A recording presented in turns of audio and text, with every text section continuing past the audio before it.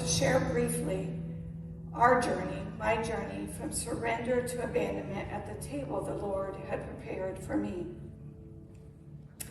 On January 29, 2020, after eating lunch, laughing and sharing life with our daughter Hope, just an hour later, I found myself crumbled in pieces, with nothing but runs swallowing the very life, breath, and hope out of me.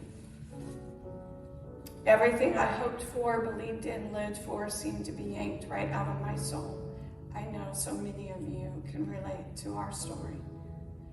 With no prior knowledge of her 17-year-old daughter's battle with suicide thoughts, she came home that day, took her life while I was 2 floors in the same home. The unimaginable pain, guilt, shame, loss, trauma, PTSD, the list goes on, from finding her threatened on all sides to destroy my life forever. I wrestled with God. Who was he now to me? I waged war against what had happened. I wanted our daughter back, and I wanted our life back. The Father was standing at a distance, simply waiting for me to give up, to abandon my rights, to have it my way, to come to the table totally ready to let go of any and all rights to hope, to expectations of how it was supposed to turn out, or what I thought God should have done. I had to abandon to my suffering and be ready to rebuild the ruins his way. I heard the invitation to come to the table. And I'll testify of the battles you won, and how you were my portion when there wasn't enough. Yes, and I'll testify of the seas that we've crossed. As I had the courage to come to the table he had prepared for me, he illuminated what true abandonment looks like. You see, I'd felt betrayed by the Lord.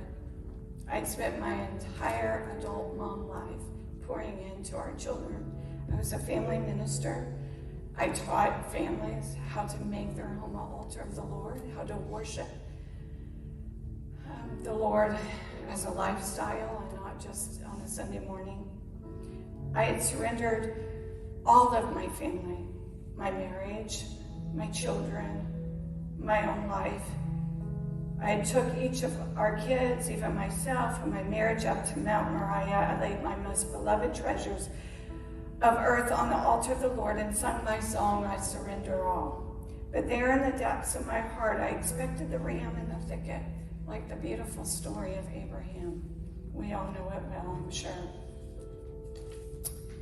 I surrendered with the expectation that Jesus would never allow my treasures to truly be taken from this earth. I surrendered with a right to having it my way. I surrendered without ever giving up my rights of lordship for what I thought was mine. I surrendered without truly and deeply trusting the one in whom I surrendered to. Did you know you could do that? You think often about surrender being like in a place of war, when one country surrenders to the other. That country still, we think about what's going on in Israel right now, right? The country that surrenders to the other country still feels the right and ownership to that piece of land. And oftentimes they fight to get it back. This is what happens sometimes in our own heart when we just surrender. We don't really give up our lordship. We don't really give up our rights. And we want it back.